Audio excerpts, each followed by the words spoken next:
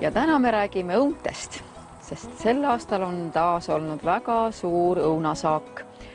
Ja lihtsalt kurb on vaadata, kuidas need õunad mädanevad puude all ja inimesed on omamoodi hädas, et kuhu nad kõik panna. Ja täna ma tahaksin teile tutvustada ja meelde tuletada, kuidas eestlased on alati kuivatanud õunu, aga tänapäeva inimesed on selle võib-olla natukene unustanud oma kiires elutempos ja arvavad, et see on väga tülikas ja selleks on vaja puupliiti ja palju aega ja et tegelikult asi on väga lihtsam.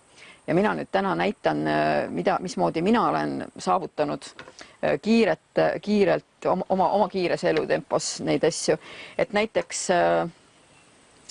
võtan õuna ja minul on siin abimees selline mandolinriiv, aga samamoodi saab loomulikult ka noaga lõigata. Lihtsalt see on näiteks, et paljudel on need kodus olemas, et see on nagu selles mõttes hea, et ta teeb nagu sellised ühe nagu paksused ilusad ja siin saab veel sakilist valida, kes tahab. Ja ma valisin siin ka praegu täiesti sellise veel ilusa roosaka õuna, sest see ei kao siit seest mitte kuskile.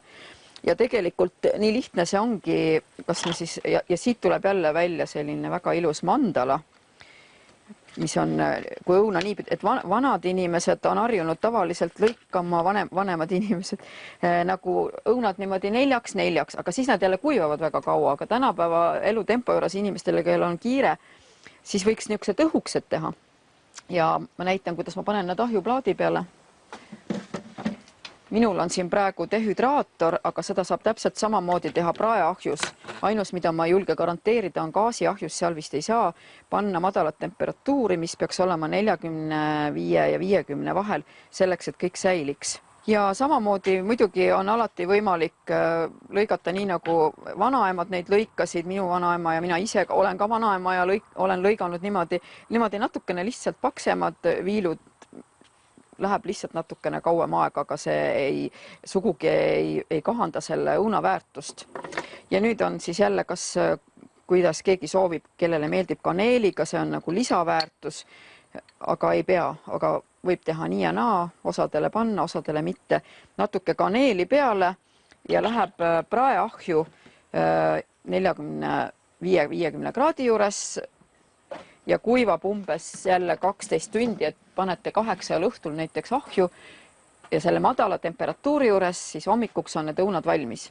Ja miks siis ikkagi neid õunu kuivatada või miks see üldse oluline on? See on oluline ikkagi, et sellest saab teha jälle omakorda nii-öelda tooteid või kasutada kas kommi asemel kodus televiisori ees näksida enda õuna või oma kodumaalt säilitatud õuna.